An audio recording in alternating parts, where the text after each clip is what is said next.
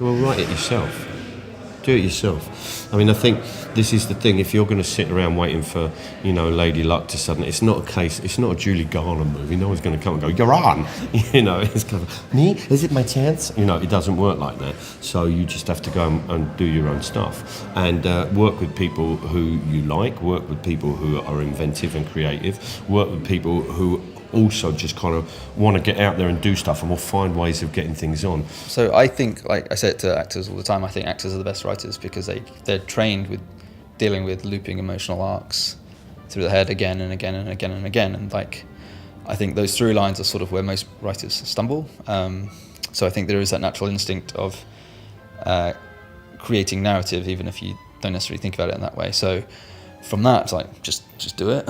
Just write it. Don't write about writing it, just write the play, and share it with someone you really trust and also you respect. It's not just random people or people who, might just sort of slam it to make them feel better. People who you feel understand what you're trying to do, and then can offer a view on it that's, that you might, to give you something that you might have missed, but holding on to those people is the most useful thing, I think. Write the stuff you'd want to see. I think that's something I have to remind myself sometimes, would I enjoy watching this? Because if I'm not going to, then I can't expect other people to sit through it. But I think you've got to find your place in everything, you've got to find you in everything.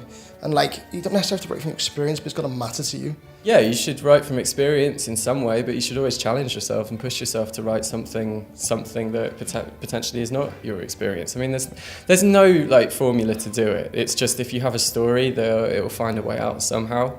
And the more you sort of think about and worry about how it will sort of, is it your experience or is it something else, the more crippling it will get. I'm at a point in my career now where I'm doing projects that aren't about me at all. It's about giving voice to other people. So I work with communities and say, let's try and tell your story through the fact that I can structure theatre and we'll make something together. That's what feels useful to me. And we talk a lot about voice, and I think that young writers have to find their voice, but it doesn't necessarily mean what their experience is. It means what do they care about and what their taste is. Voice doesn't necessarily mean, by the way, I'm X from X background doing this thing. It's look, you care about theatre, what you like. Writing for experience is useful, but more write what you want to know is better, because it means you come into the work with a question.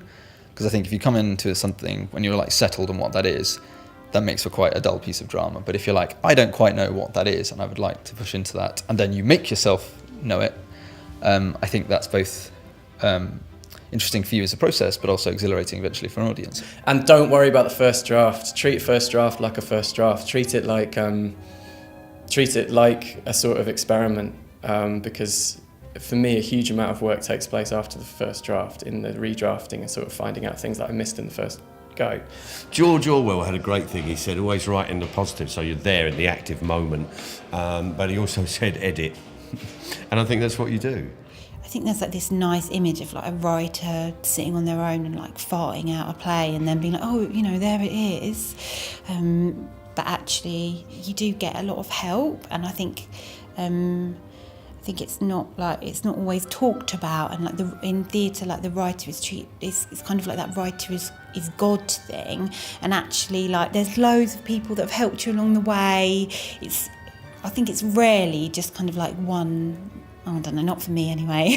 If you can write a play where you don't know how to stage, say, a fire or whatever, suddenly you're eliciting a provocation for designers to make things and directors to find a way to make things.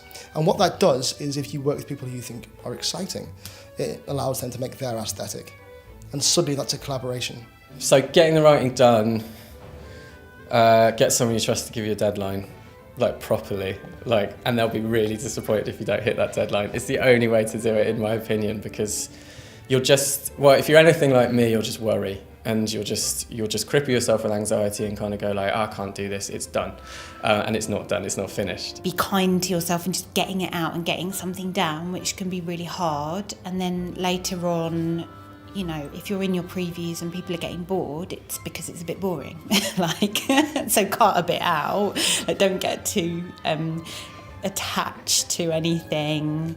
So I would say to people, if you want to perform, then get on with it.